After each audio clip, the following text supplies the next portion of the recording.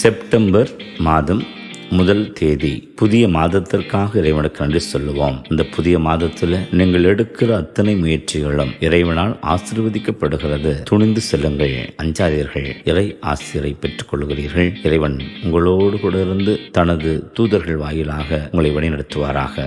இன்றைய நற்செய்தியின் மூலமாக லூக்கா நற்செய்தியில இயேசு ஆண்டவர் தன்னுடைய சொந்த ஊருக்கு போகிற போது அவரில் விளங்கிய ஞானத்தை கேட்டு அவரை பெருமைவிட பேசினவர்கள் ஒரு பக்கம் இருக்கிறார்கள்.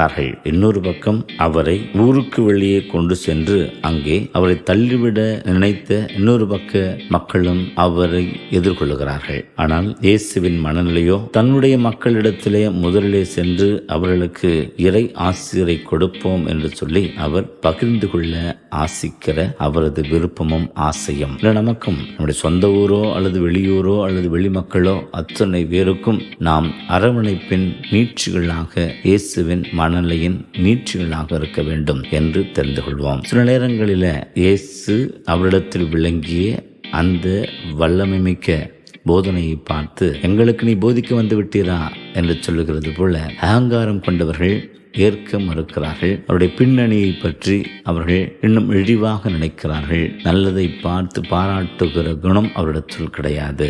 இன்று நாம் கூட சில நேரங்களில் ப்ரெஜுடியூஸ் என்று சொல்லுகிற முன்சார்பு எண்ணங்களோடு பல நல்லவர்களை நிராகரிக்கிறோம். அதிலிருந்து வெளிப்பட முயலவும்.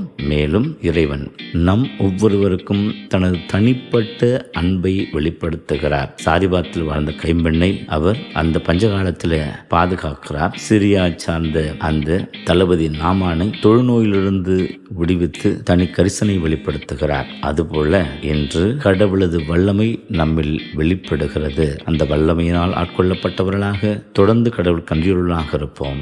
ஆமென்.